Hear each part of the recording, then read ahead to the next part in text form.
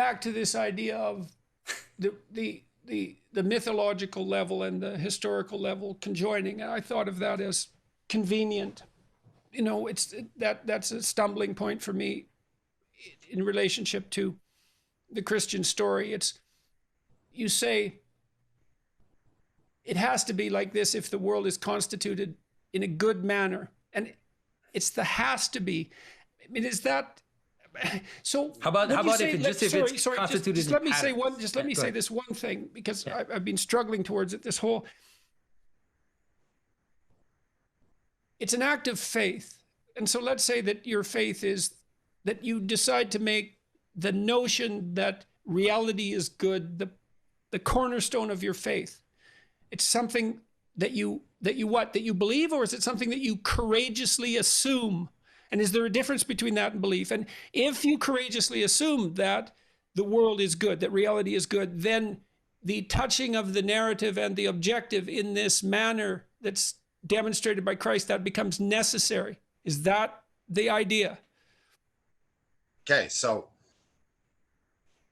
that's like exactly what I talk about all the time. James pointed it out on the Discord, and or even the clip we put up when Sally talked to Vanderclay. She said like that was the most fundamental thing she got out of talking to me.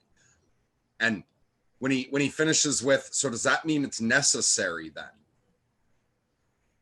It's like you could replace it with inevitable. Well, no, it means it's inevitable if that's the truth. That most fundamental axiom for me is that existence itself is good. God, whatever it is good. And it is kind of that act of bravery. It won't seem that way perhaps to Pageau, because he's had that version of following Christ where his yoke is light. He can vibe with that.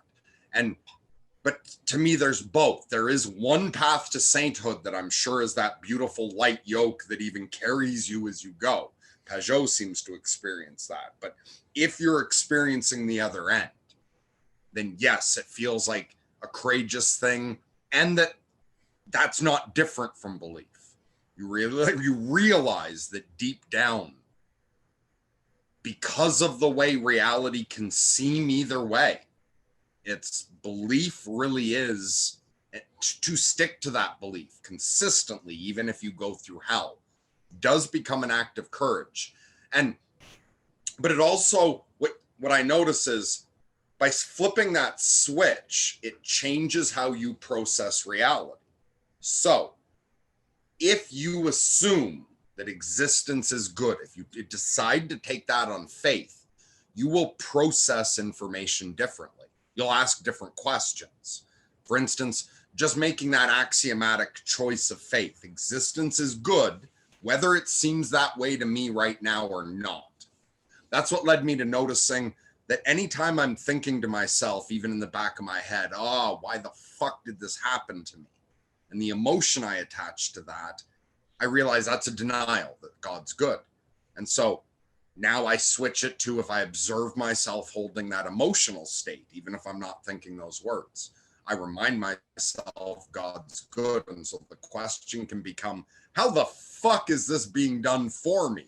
This is so horrible. I can't understand how a good God would do this for my benefit.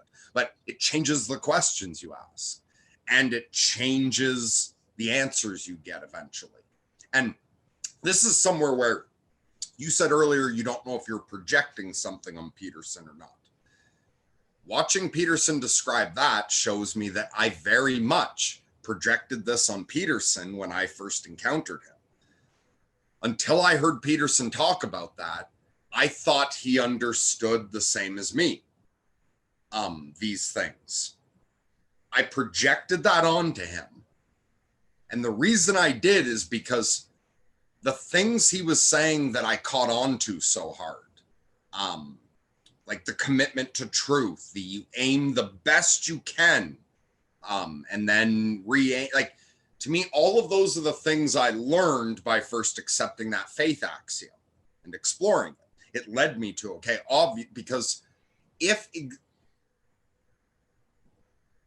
existence isn't good, then why would you tell the truth all the time? Like, and all his arguments for why you should tell the truth, and the best arguments, do suggest that existence is good, because to tell the truth is to put yourself on the side of actual reality.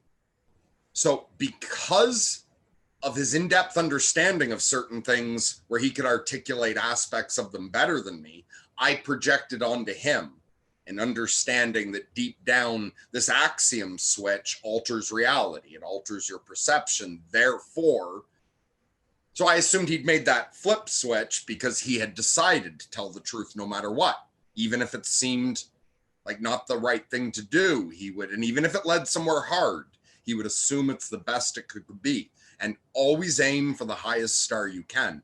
Because of the way he was really devoted to those ideas, he was living them out, I projected onto him an understanding of exactly what his question just was.